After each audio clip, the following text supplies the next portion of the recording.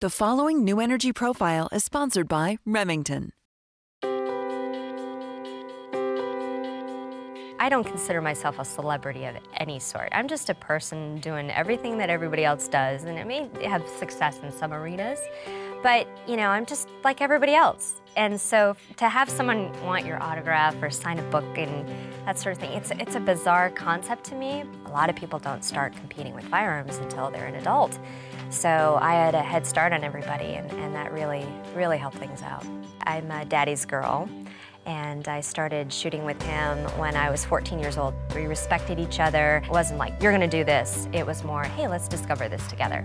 I went to my first national championships in 1994 as a junior in high school and was recruited to shoot for the Army shooting team. I think that the Army is what allowed me to build the foundation of skills that I relied on. I was the only female on the action shooting team. There were some in the Olympic divisions, whether it was rifle, pistol, and shotgun. And then the Army Marksmanship Unit, the AMU, nominated me for this Army Athlete of the Year thing. And I never in my wildest dream imagined that I would be selected out of all the female athletes for the Army to have that honor. And to this day, no other action shooter has been nominated or won an Athlete of the Year honor. So it's a pretty cool thing.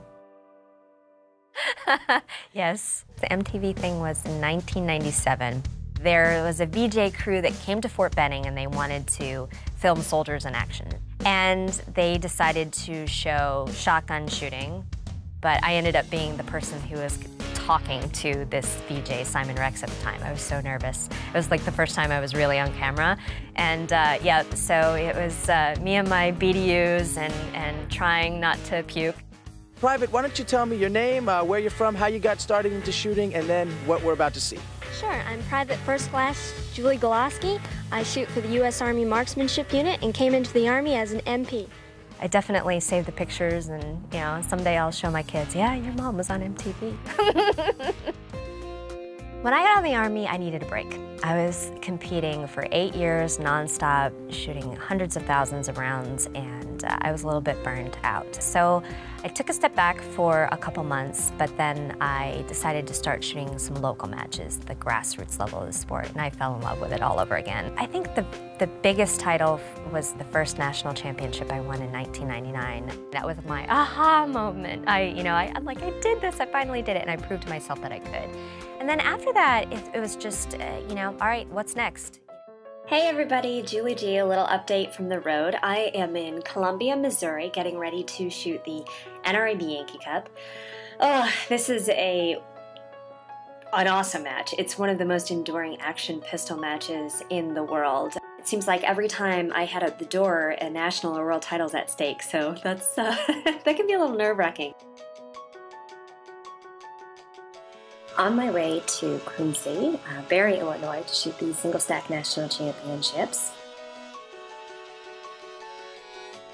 I did well. This is Saturday. This is the premiere day of the competition when a lot of the big names come out and battle it out for the win. Hopefully it's going to be good enough to win a title, but if not, I'm really proud of how I shot, so I'm really happy with that.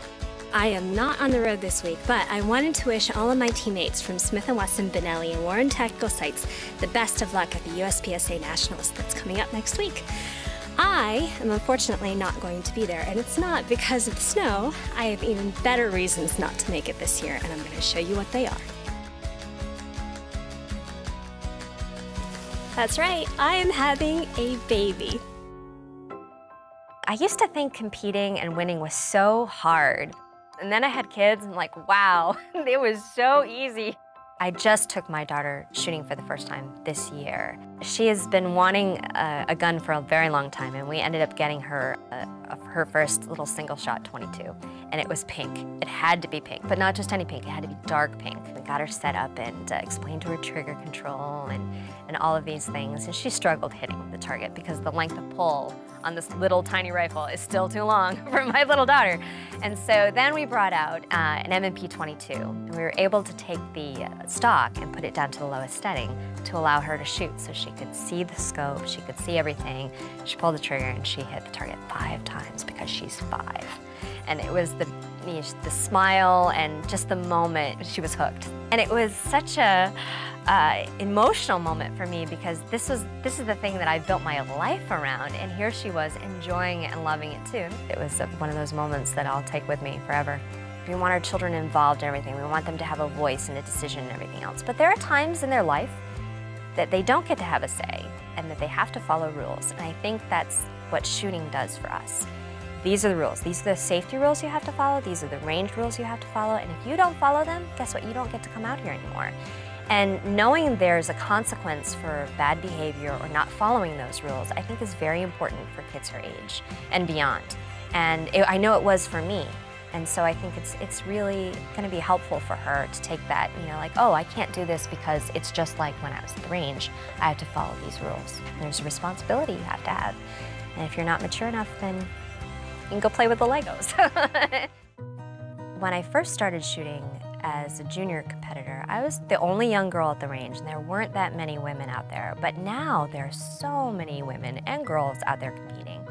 And it's really a friendly situation. I mean, we're all competing, but it's not cutthroat. It's not really like that, you know, because at the end of the day, we're all shooters and we're all united by one thing and we love it. It's contagious, the excitement. I clearly have a passion for shooting and a number of different things. You know, never fit a mold and enjoy everything that you can to the fullest and you'll find success.